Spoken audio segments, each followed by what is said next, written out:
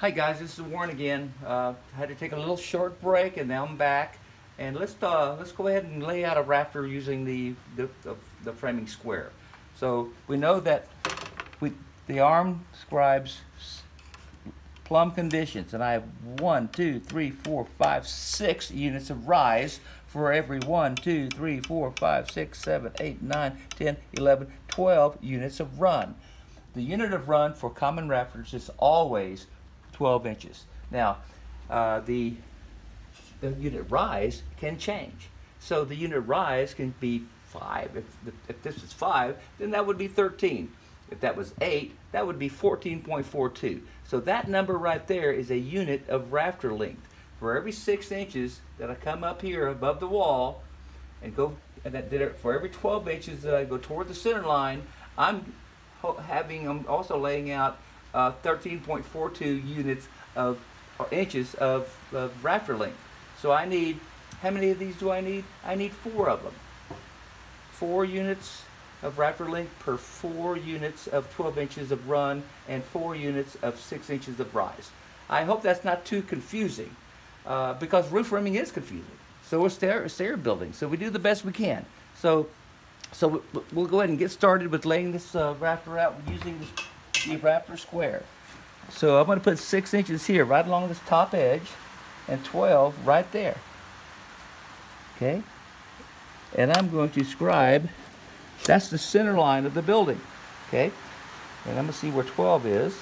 This is 12 inches of run. I need to do this 4 times. So I slide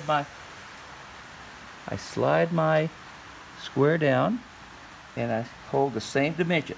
Here's a, look at this. We have 1, 2, now I need 2 more.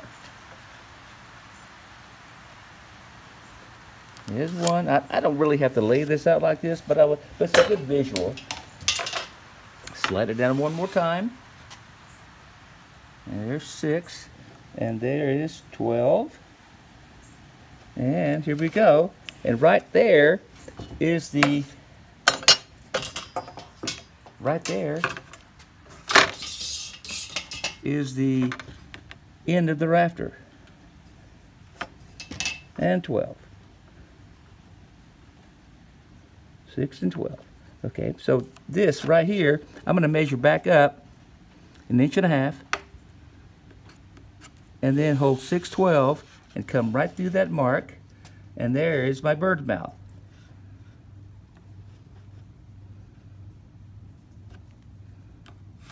So this comes off. That's cut out. That's where the wall, this is where the rafter sits on the wall. Now, I have 8 inches. I have 8 inches of overhang. I have 8 inches of overhang. And so now I need to hold 6/12 and mark 8 inches right there. Now I'm going to have to use my speed square for this because I don't have enough room at the end of the rafter tail.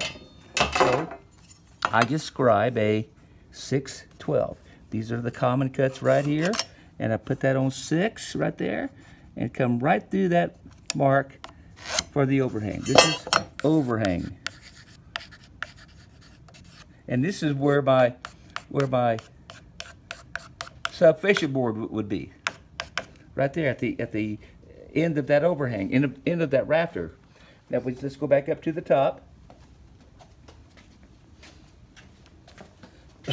I told you a while ago that that line right there was the center line of the building. And that's right here. So there's something in there. So that's 1.5 inches, 2 by 6 in there, or 2 by 8 possibly. And so I've got to remove half the thickness of that. That's 1.5 inches thick. So I've got to take off 3/4 of an inch. And that's right here. And it's got to be in a square condition. 90 degrees off there. Now hold 6/12 again. Again, I can use my speed square for this. 6 and 12. Right there. So this is what I cut. I cut that. So that comes off, And now we have bird mouth is here, and that rafter is ready to cut and install. So let's go back over this somewhat. Remember I told you a while ago that 13.42 was the rafter length in a 612 roof slope. Well, I have 4 units of that.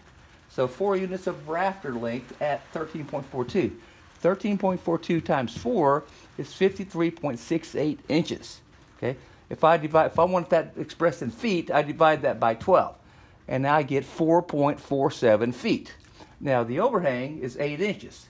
And so the engineer scale for that is 0.67 feet. So I added that. Now I have 5.14 feet. Kind of confusing, isn't it, sometimes? So now I have my total rafter length. Total rafter length goes from the center of the building to include the overhang. The theoretical rafter length goes from the center of the building to the outside wall. So we get through all this math, and eventually we get down to laying out the rafter. Okay, I think that's all I'm going to send you on roof framing. So you'll get the exam. The exam is going to include roof framing and stair building. So I want you guys to be ready. You'll get the exam. I'm fixing to start working on the stair building portion of this, and we'll go from there. All right. Have a good weekend, and hopefully you don't get a whole lot of stormy weather tonight. Happy Easter, and we'll see you down the road. All right, this is Farmman Warren. Actually, it's Professor Hewall checking out.